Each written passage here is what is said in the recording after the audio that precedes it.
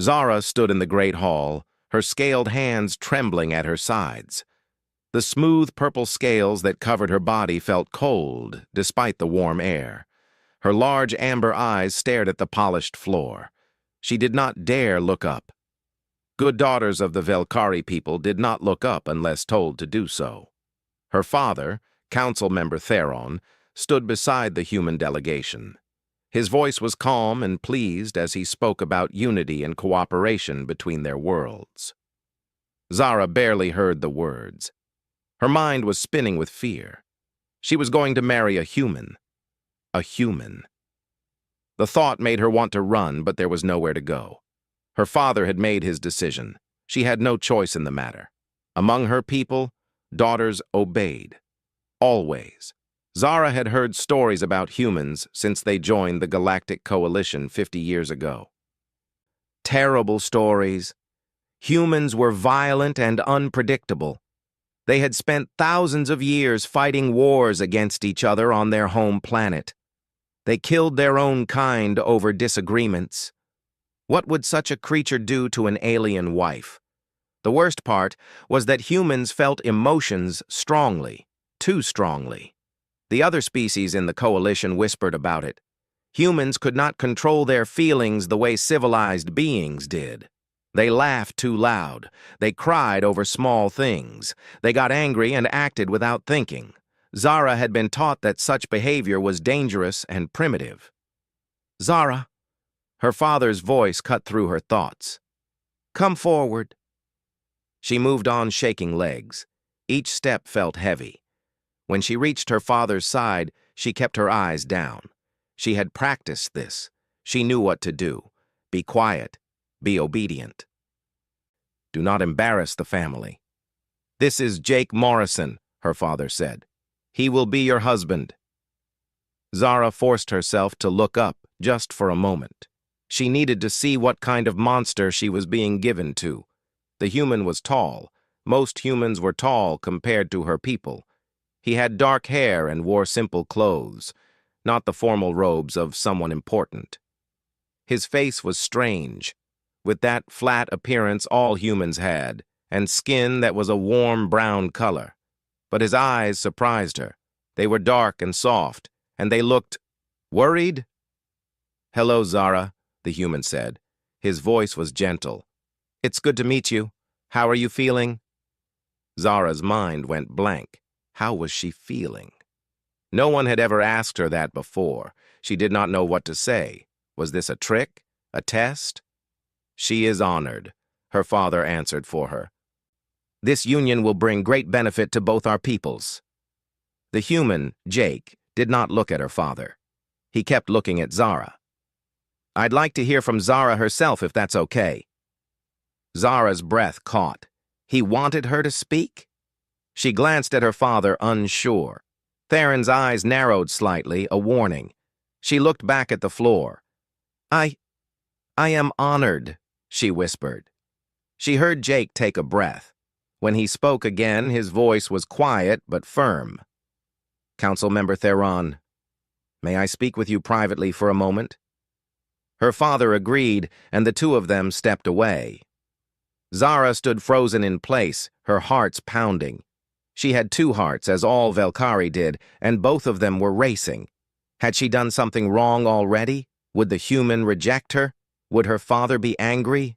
When they returned, her father's face was tight with barely hidden anger. Jake looked calm, but serious. Zara, Jake said, stepping closer but stopping a respectful distance away.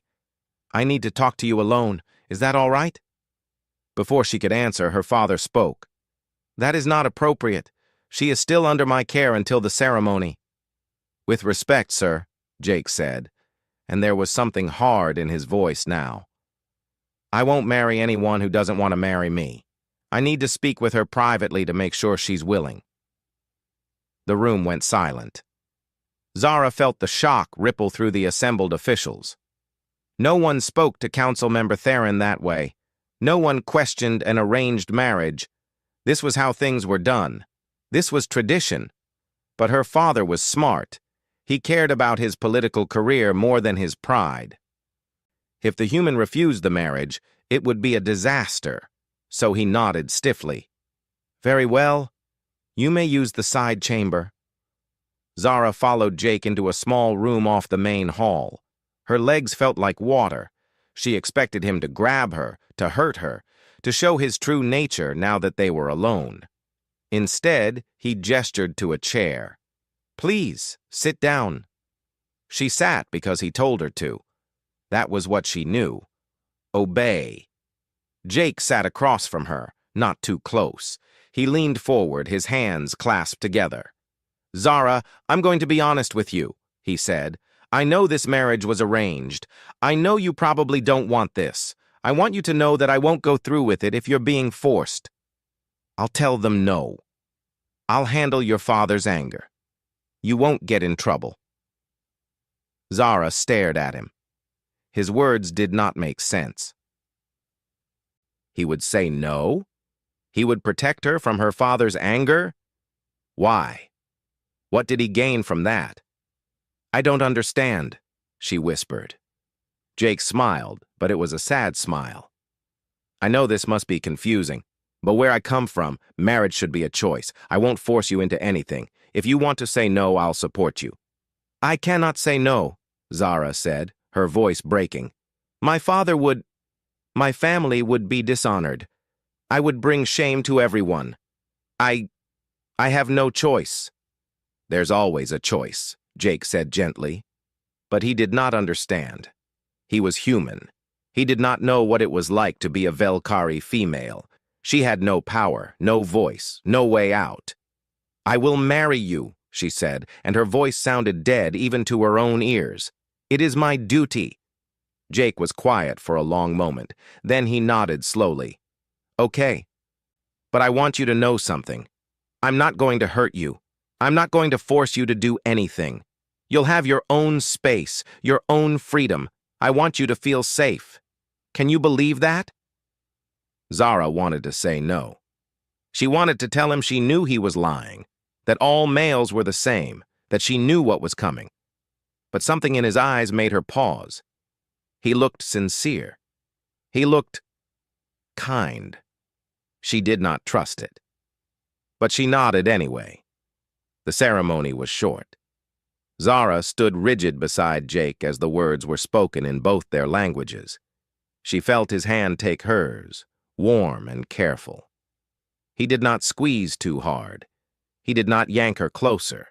He just held her hand like it was something precious. When it was over, they were married. Zara was now the wife of a human. She followed Jake through the corridors of the space station where they would live. Every step felt like walking toward her doom. She waited for him to show his true nature. She waited for the kindness to disappear. But as they reached the door to their quarters, Jake turned to her and smiled. It was a real smile, reaching his eyes. Welcome home, Zara, he said, and opened the door for her.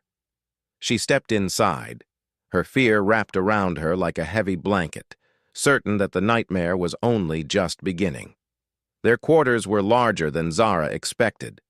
The main room had soft furniture and windows that looked out into space.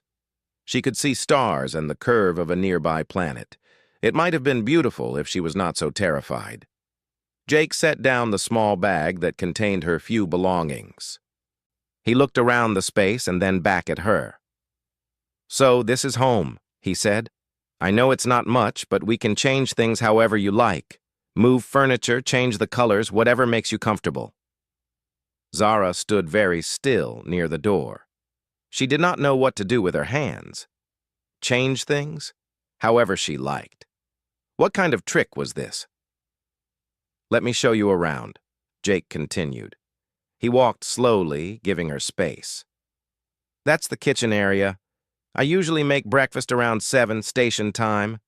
Do you have any foods you can't eat? Allergies or anything? She shook her head. Her people could eat most things that other species ate. Good, good. He moved to a doorway. This is the main bedroom, but... He paused and opened another door. This room is set up for you. Your own space.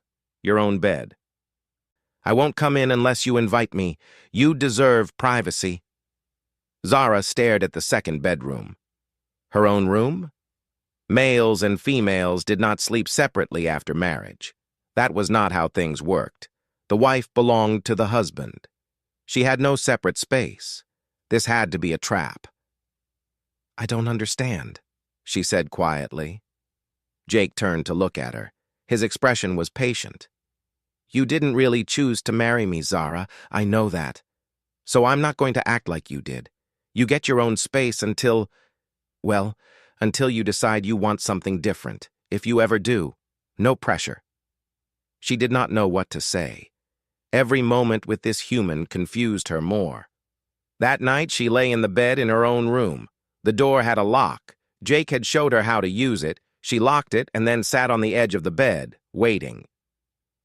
Waiting for him to pound on the door, waiting for him to demand she open it, waiting for the real Jake to appear. He never came. She heard him moving around the quarters for a while, then heard his bedroom door close. Then silence. Zara did not sleep well that first night. The next morning, she woke to strange smells. She got dressed quickly in the simple clothes she had brought and unlocked her door carefully. When she stepped into the main room, she found Jake in the kitchen. He was cooking something. Good morning, he said, smiling at her. I made breakfast.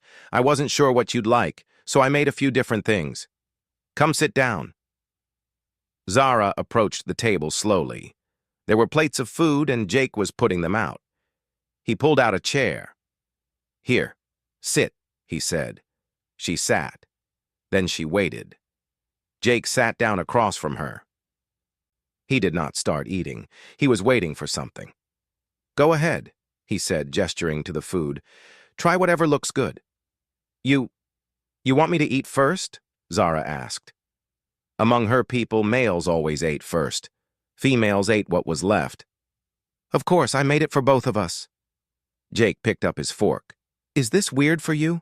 Sorry, I should have asked about your customs. Zara took a small portion of something that looked safe. She ate a bite. It was good. Jake watched her with a pleased expression and started eating his own food. They ate in silence for a while. Then Jake spoke. So, I work at the engineering bay. I usually head there around 9. You can come with me if you want to see the station, or you can stay here. Whatever you prefer. The doors aren't locked. You're free to go wherever you want.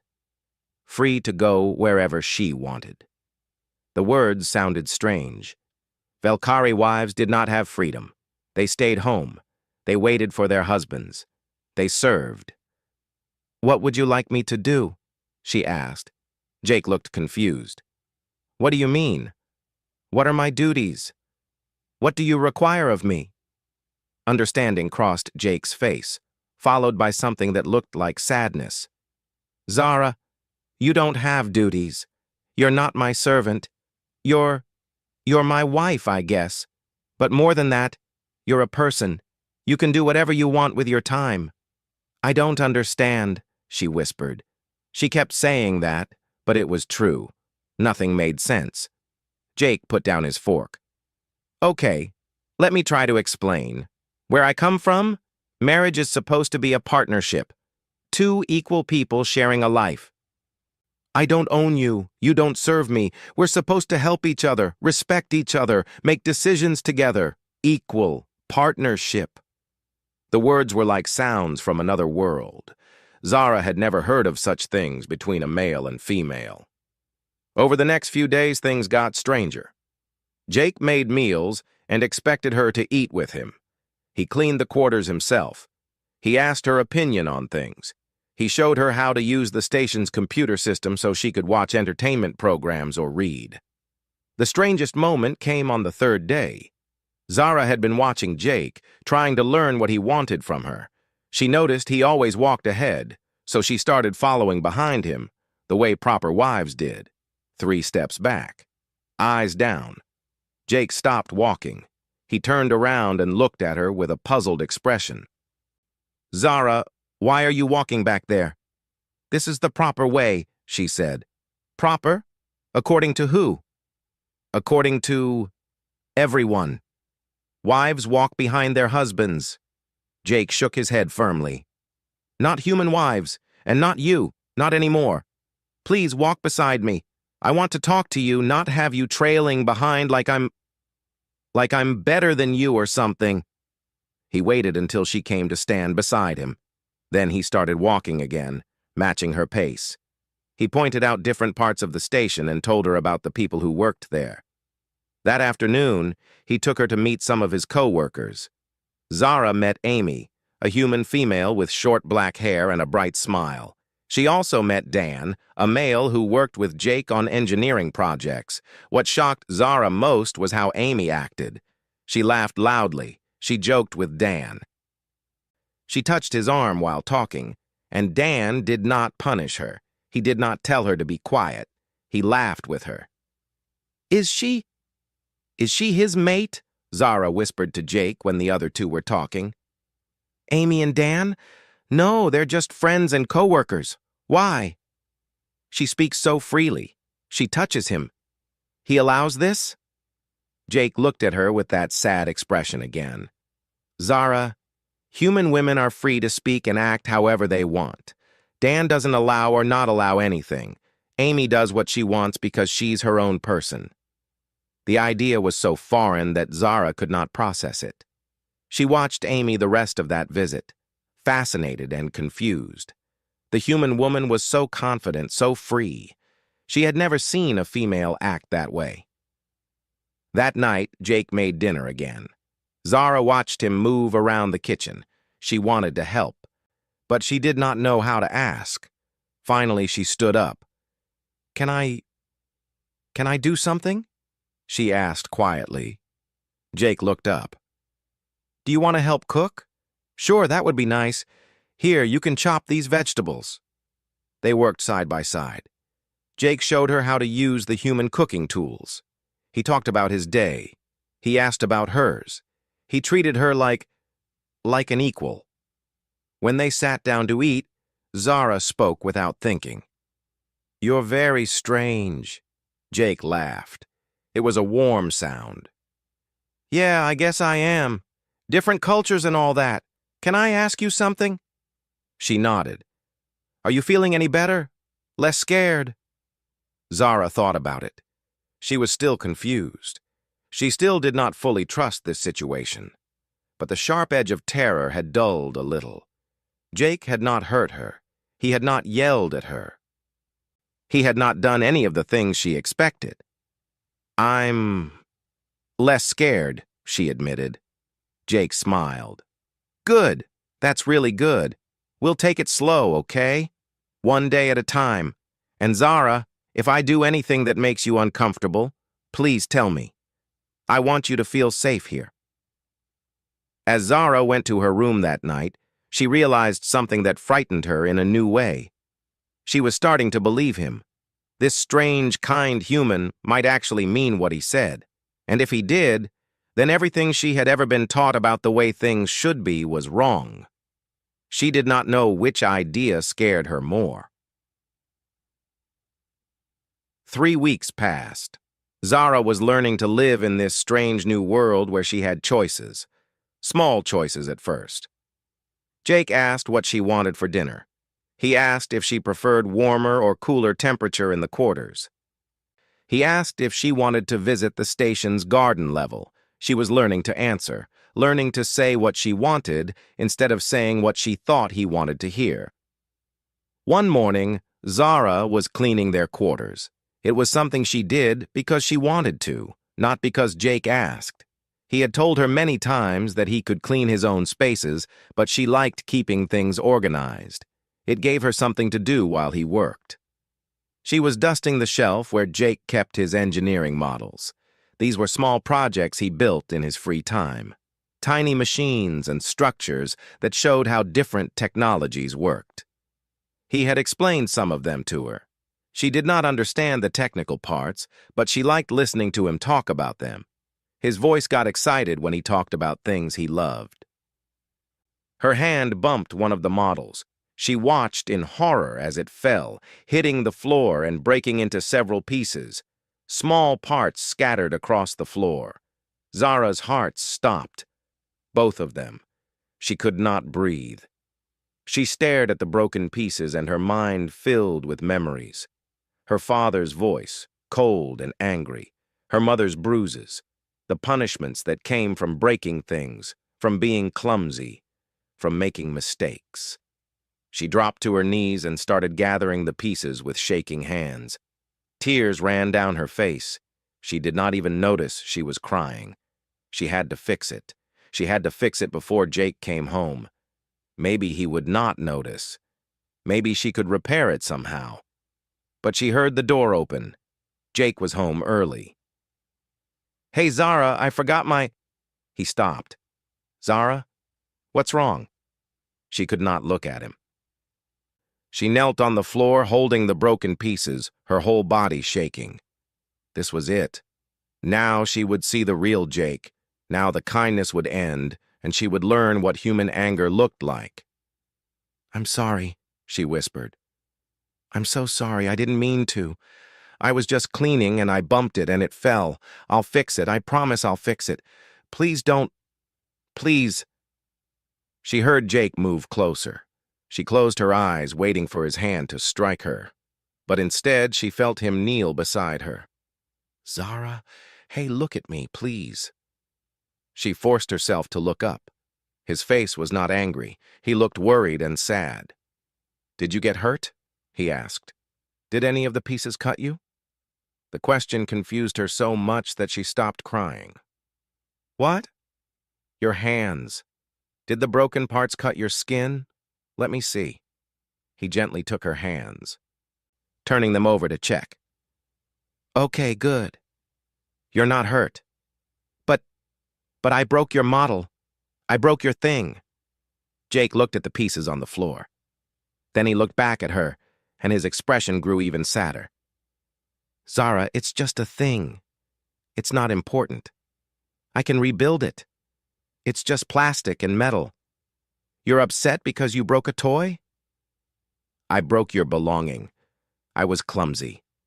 I deserve punishment." The words came out automatically, the same words she had learned to say as a child. "Say you deserve it. Maybe the punishment would be less severe if you accepted it." Jake's face changed. Something hard moved through his eyes. But when he spoke, his voice was gentle. "Zara, I am never going to punish you. Not for this, not for anything. Do you understand me? Never." She wanted to believe him, but the fear was too strong. She had lived her whole life knowing that mistakes meant pain. "But I broke." "I don't care." Jake's voice was firm now. "Listen to me carefully. You could break every single thing I own, and I still would never hurt you. Things can be replaced. Things don't matter. You matter. Your safety matters. Nothing you could ever do would make me hit you or punish you." Zara stared at him. The tears came harder now, but they felt different. These tears came from somewhere deep inside, from a place that had been locked and frozen for so long she forgot it existed. Jake did not touch her without permission. He stayed close but gave her space. "Can I hug you?" he asked quietly. She nodded. She did not know why, but she needed it. His arms went around her carefully, like she was something that might break. He held her while she cried, not saying anything, just being there. When she finally stopped, he pulled back and gave her a sad smile. "I think we need to talk," he said. "Really talk. Is that okay?" They sat on the couch. Jake made her favorite tea, the one he had learned she liked. He sat across from her, his expression serious. "Zara, can you tell me about your life? Before you came here?" So she told him. The words came slowly at first, then faster. She told him about growing up in her father's house, about the rules, about watching her mother move through their home like a ghost, never speaking unless spoken to, always afraid. She told him about the lessons she learned, Stay quiet, stay small, never draw attention, never make mistakes.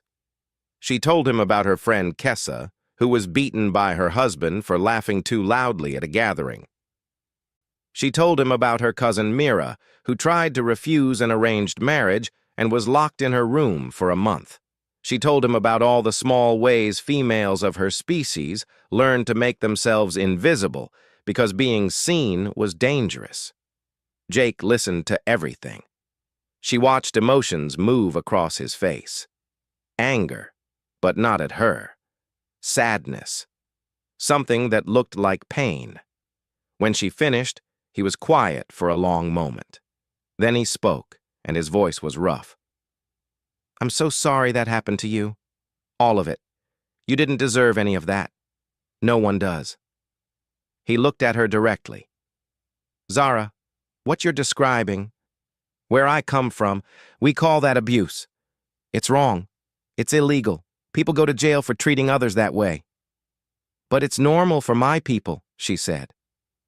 "It's tradition." "Some traditions are wrong." Jake's voice was firm. "Just because something has always been done a certain way doesn't make it right. Humans used to have traditions like that too. We're not perfect, but we learned. We changed. We decided that every person deserves to be treated with respect, no matter who they are." He leaned forward, his eyes intense. "Zara, I need you to understand something. You are not property. You're not a servant. You're a person with thoughts and feelings and rights. And one of those rights is to live without fear, to make mistakes without being hurt, to have opinions and choices. That's not me being nice. That's just basic decency." Zara felt something crack inside her chest. It hurt, but it was not a bad pain. It was like feeling something that had been numb for too long. "I don't know how to be that person," she whispered. "The person with choices, with rights. I don't know how." Jake smiled. It was a warm, genuine smile. "Then we'll figure it out together. One day at a time. I'll help you. And there are others who can help too. My friend Amy, she's great. I think you two could be friends. Would you like that? To have a friend?" Zara thought about Amy, the loud human female who laughed freely and touched people without fear. The idea of being her friend was terrifying and exciting at the same time. "I think I would," she said carefully. Over the next week, Jake introduced her to Amy properly. The three of them had dinner together in Jake and Zara's quarters. Amy was kind, but not overly gentle. She treated Zara like a regular person, not like someone who might break. "So Jake tells me you've never had a hobby," Amy said during dinner. "Is that true?" Zara nodded. "Females of my people do not need hobbies. We take care of homes and families." Amy made a face.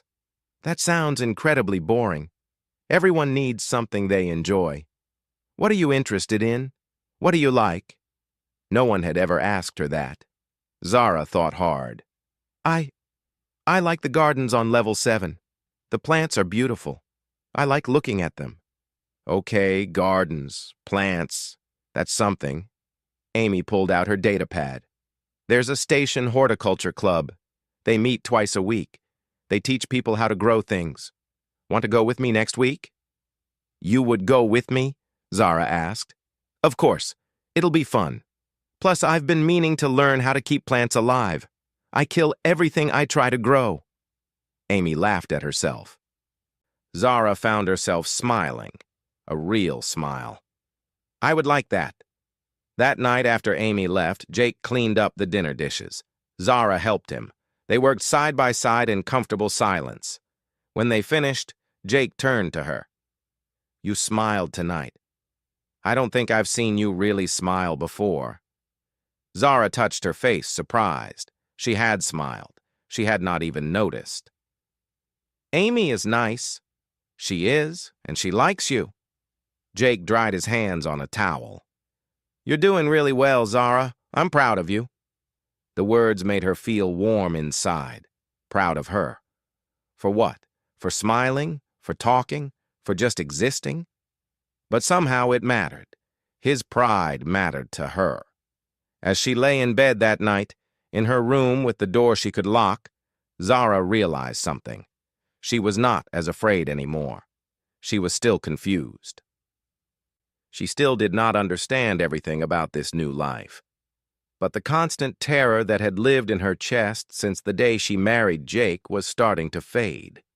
In its place, something else was growing. Something that felt like hope. 2 months after their marriage, Zara's life had changed in ways she never imagined possible.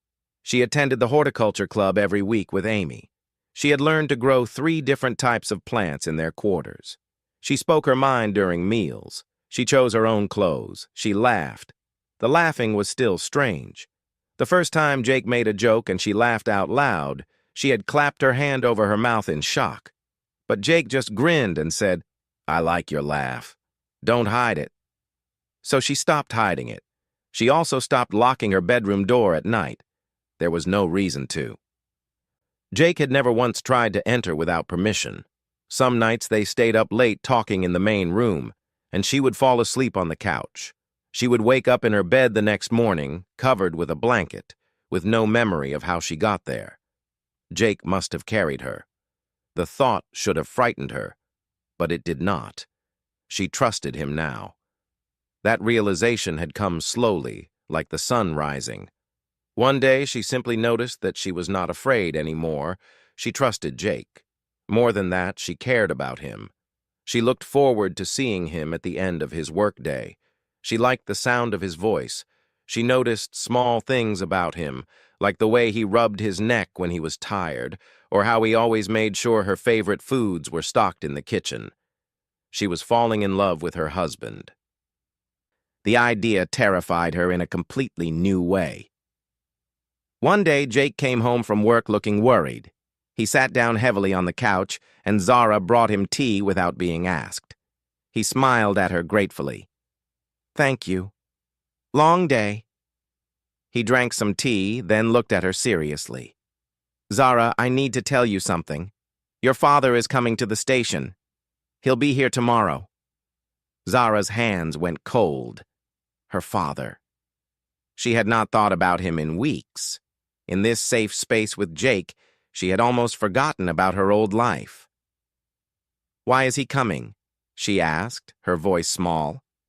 "Official coalition business, but he requested a meeting with both of us." Jake reached out carefully and took her hand. "I'll be there the whole time. He can't hurt you. I won't let him. But I wanted you to be prepared." That night, Zara could not sleep. She lay in her bed and thought about facing her father. What would he say when he saw how she had changed? Would he be angry? Would he try to take her away from this life she was learning to love? The next day felt too short. Zara dressed in her nicest clothes, the ones Amy had helped her pick out. Human-style clothes that fit her well and made her feel confident. She looked at herself in the mirror and barely recognized the person looking back. This Zara stood up straight. This Zara met her own eyes. When her father arrived at their quarters, Zara stood beside Jake. Not behind him. Beside him. She saw her father's eyes narrow when he noticed. "Daughter," Theron said in their language. His voice was cold. "You look different." "Hello, father," she replied in the common coalition language, not their native tongue. She wanted Jake to understand everything that was said. Theron's jaw tightened. He looked at Jake. "I wish to speak to my daughter alone." "No." The word came from Zara's mouth before she even thought about it. Both males looked at her in surprise. She felt her heart's pounding, but continued. "Jake is my husband. He stays." Her father's expression turned to ice. "Very well." He walked into the quarters, and Zara saw him taking in every detail. The plants she had grown, the human art on the walls, the pictures of her and Jake with Amy and Dan, the comfortable, lived-in feeling of a home that was shared and happy. "You have become very comfortable here," Theron said. His tone made it sound like an accusation. I am happy here, Zara said. The words felt bold and true. Happy? Her father laughed, but it was not a kind sound. You speak out of turn. You wear strange clothes. You stand beside your husband like you are his equal. Have you forgotten everything you were taught? Have you lost all sense of dignity and proper behavior? Something hot flared in Zara's chest. Anger. She had felt angry before, but she had never been allowed to show it. Now the anger burned bright and clean. I have not lost dignity, she said, her voice stronger now. I have found it. For the first time in my life, I am treated like a person who matters. My thoughts matter. My feelings matter. I matter. You matter? Theron's voice rose. You are a female. Your duty is to serve, to obey, to bring honor to your family. Instead, you embarrass us. Look at you. You are a disgrace. Jake stepped forward. That's enough. Don't speak to her that way. This is not your concern, human. This is a family matter. She is my family, Jake said firmly, and I won't stand here and let you tear her down. Zara is brave and kind and smart. She has worked hard to overcome what you taught her. She is not a disgrace. You should be proud of her. Theron turned his cold eyes to Jake. You have corrupted her. You have filled her head with your human ideas about equality and freedom. You have ruined her. No. Zara's voice cut through the tension. Both males looked at her. She was shaking, but not with fear, with certainty. Jake did not ruin me. You did. You and everyone else who taught me I was worthless, who taught me my only value was in serving others, who made me afraid to speak, to think, to be myself. Her father's face went dark with anger. You will not speak to me this way. I will, Zara said. Her voice was clear and steady. Because Jake taught me I have a voice. He taught me I deserve respect. He has shown me every single day that I am worth kindness and care. He has never hurt me, never raised his voice to me, never made me feel small. He treats me the way every being should be treated, with dignity. If you continue down this path, Theron said coldly, you will no longer be welcome in our family. You will be disowned, cut off. You will have no one. The words hurt. Despite everything, the thought of losing her family completely was painful. But Zara looked at Jake, standing beside her, ready to support whatever choice she made. She thought about Amy, who had become her first real friend. She thought about Dan, who treated her like she was smart and interesting. She thought about this life she was building, where she could laugh and learn and grow. Then I choose this path, Zara said. I choose to stay here. I choose Jake. I choose myself. Her father stared at her for a long moment. His face was like stone. Then you are no longer my daughter. The family name is taken from you. You are nothing to us.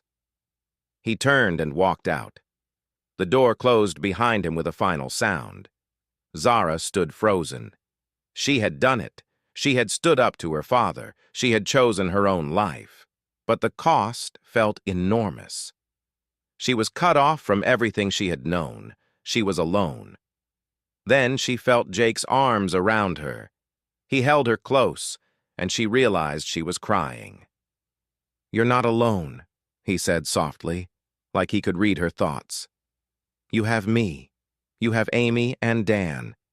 You have people who care about you. You're not alone, Zara. I promise. She cried into his shoulder while he held her.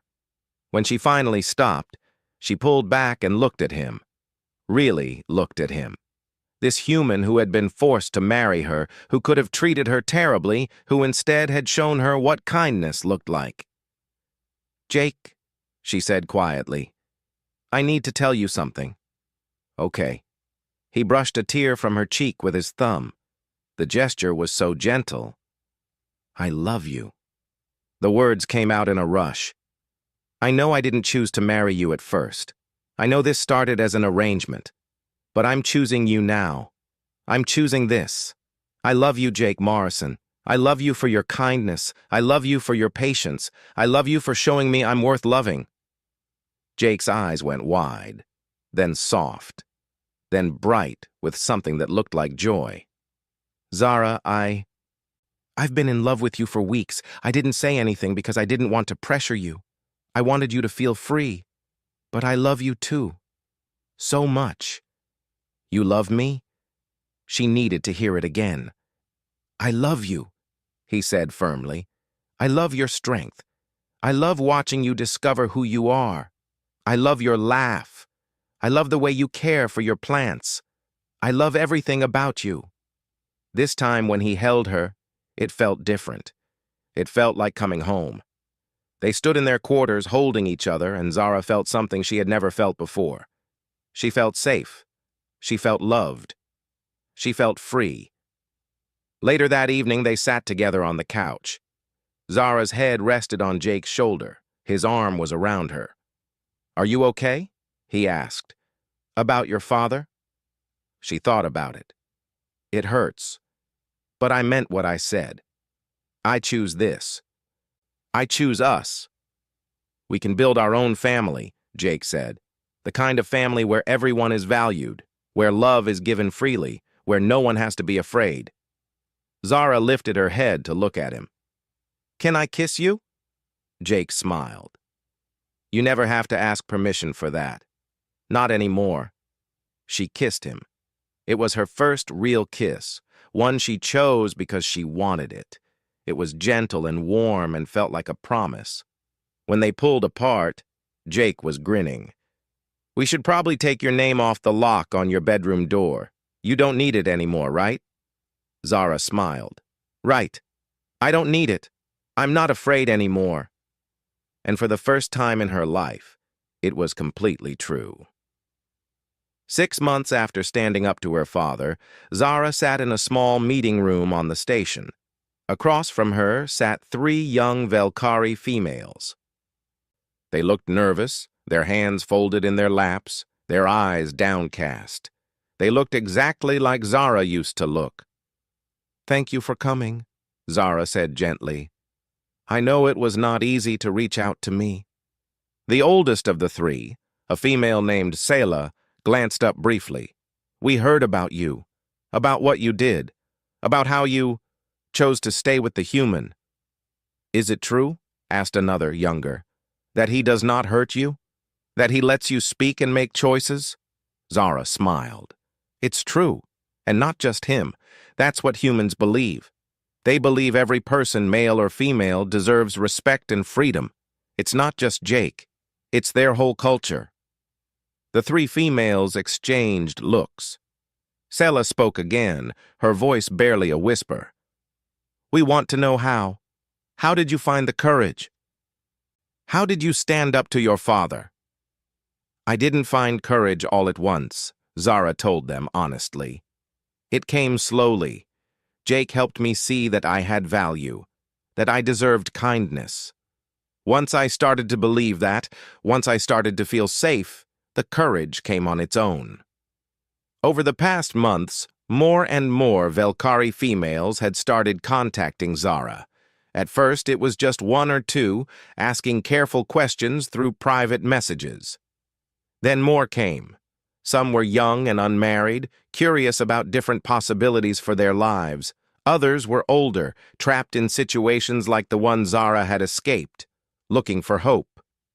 Zara met with them in small groups. She told them her story. She introduced them to Amy, who shared what life was like for human females. She showed them that another way was possible. "My husband wants to meet a human female," Selah said. "He says he will punish me if I keep asking questions about your lifestyle, but I had to come. I had to know if what I heard was real." Zara's heart ached for her. She remembered that fear. "You don't have to go back if you're not safe.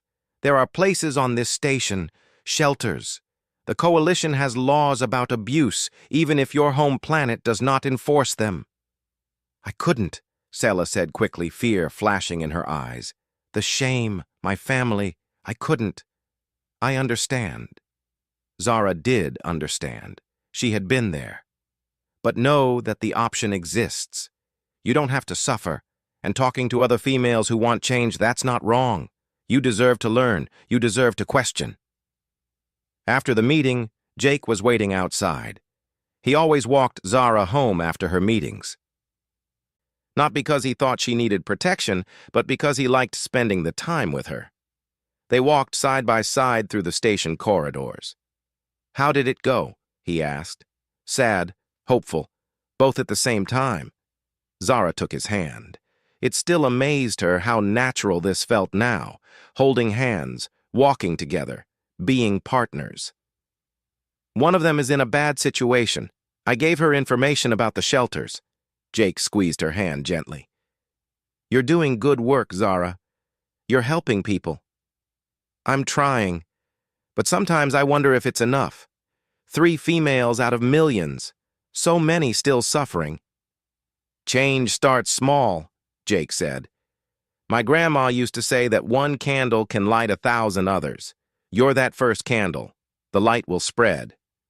When they got home, Amy and Dan were already there. They had started a weekly tradition of cooking dinner together. Tonight, Amy was attempting to make a traditional Earth dish while Dan helped Zara with her plant collection. Jake joined in, and their quarters filled with laughter and conversation. This was family now. Not blood, but choice. People who cared about each other, who supported each other, who treated each other with respect and love. After dinner, Amy pulled Zara aside. "So, I have news. The Coalition Council is considering new guidelines about cultural practices that harm individuals. Your meetings with the Velkari females have gotten attention. Some council members are starting to ask questions about your people's treatment of women." Zara felt her hearts beat faster. "Real change? In the laws?" "Maybe. It's slow.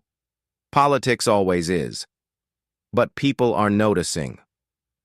The fact that more Velkari females are asking for help, seeking information, that matters. You've started something, Zara." That night, Zara and Jake sat on their couch, the one where they had shared so many conversations. She curled against him, his arm around her shoulders. "Jake, can I ask you something?" "Always." "Why did you agree to the arranged marriage in the first place? You could have said no from the start." Jake was quiet for a moment. "Honestly, at first I thought I could help with the political situation. Earth needed good relationships with other species, but when I saw you that first day so scared, I knew I couldn't walk away. I thought maybe I could make the situation less terrible for you. I never imagined—" He paused and kissed the top of her head. "I never imagined I would fall in love with you. That we would have this." "I'm glad you didn't walk away," Zara said softly. "Me too. Best decision I ever made." The weeks turned into months. Zara's meetings with Velkari females continued to grow. She started a proper support group. Amy helped her set up educational sessions about different cultures and their views on equality. Dan used his technical skills to create a private communication network where Velkari females could talk safely away from the eyes of their families. One day, Zara received a message that made her cry. It was from her mother. The message was short and carefully worded, probably written in secret. "My daughter, I hear stories about you. I hear you are helping other females. I hear you are happy. I cannot join you. I am too old, too afraid. But I am proud. I wish I had your courage. I wish I had shown you that you could be strong. Know that somewhere your mother loves you and is proud." Jake found her crying on the couch, the message displayed on her datapad. He read it and held her while she wept. These were not sad tears, though. They were healing tears. Her mother was still trapped, but she saw. She understood. That mattered. Months passed. A year, 2 years. Zara's support group had grown so large that they needed bigger spaces. Young Velkari females started arriving at the station, asking for asylum, wanting to learn about different ways of living. Some stayed. Some went back and worked for change in their own communities. The Coalition Council did pass new guidelines. They were not as strong as Zara had hoped, but they were a start. They stated that forced marriages could not be enforced across Coalition territories, that females of any species had the right to seek help if they were in danger. It was not enough to change everything, but it was something. It was a beginning. On their 3rd anniversary, Jake and Zara went to the station's garden level. It had become their special place. Zara had helped design a new section of the garden, growing plants from multiple worlds. It was a symbol of what could be achieved when different beings worked together with respect and care. They stood together looking at the growing things, the life they had helped create. "I've been thinking," Jake said, "about the future, about family." Zara looked at him curiously. "What about it?" "Well, I know our species can't have biological children together, but there are a lot of orphans in the Coalition, kids from war zones, from disasters, kids who need homes. I was thinking, maybe we could adopt, if you want. Only if you want." Zara felt warmth spread through her chest. A family. A real family, built on love and choice. Children who would grow up knowing they were valued, that they had voices, that they mattered. "I want that," she said. "I want to raise a child who never has to learn to be afraid, who knows from the beginning that they are loved and worthy." Jake grinned and pulled her close. "We'll teach them about both our cultures, the good parts. We'll teach them to be kind, to stand up for what's right, to treat everyone with dignity. And we'll teach them that family is not just blood," Zara added. "It's the people who choose to love you, who support you, who help you become who you're meant to be." "Like Amy and Dan," Jake said. "Like you," Zara replied. "You chose me when I couldn't choose myself. You showed me what love really looks like." They kissed, surrounded by growing things, by life and hope and possibility. 5 years after their marriage, Zara stood in front of a group of delegates from multiple species. She was there as an official representative for cultural reform. She told her story. She told them about fear and courage, about the power of treating others with basic respect, about how one human's simple kindness had changed her entire world. "Change is possible," she told them.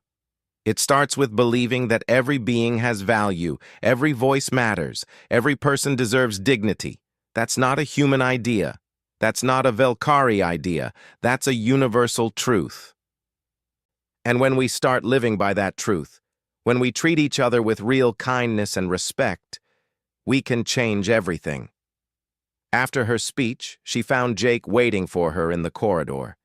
He was holding the hand of a small child, a Velkari orphan they had adopted 6 months ago, little Zara, named after the mother who was teaching her to be brave. "Mama spoke to the important people," Jake said to their daughter. "She's very brave." "Like you taught me to be," Zara said, picking up their daughter. The little one wrapped her arms around Zara's neck. "Like we're teaching her to be." They walked home together, a family made not by force or tradition, but by choice and love. Behind them, the seeds of change they had planted continued to grow. Other mixed couples were forming. Other females were finding their voices. Other beings were learning that kindness was not weakness, but strength. One human had shown one alien female that she mattered. That simple act had started a ripple that was still spreading across the stars. And it all began because Jake Morrison had looked at a frightened female and decided to treat her not like property or a political tool, but like a person worthy of respect. That night, after their daughter was asleep, Zara and Jake sat on their couch, his arm around her, her head on his shoulder. The same position they had sat in countless times before. But they were different people now. She was no longer the terrified female forced into marriage. He was no longer just a kind man trying to make the best of a bad situation. They were partners, They were lovers. They were a family. They were proof that change was possible, that kindness mattered, that love could bloom even in the most unlikely places. "I never knew life could be like this," Zara said softly. "I never knew I could be this happy." "Neither did I," Jake replied. "You taught me that too, you know. You showed me what real courage looks like, what strength really means." Zara smiled and closed her eyes, safe and warm and loved. She had feared the human she was forced to wed. Now she could not imagine her life without him. He had not saved her. He had simply treated her with the dignity she deserved, and in doing so, had given her the tools to save herself. And that made all the difference.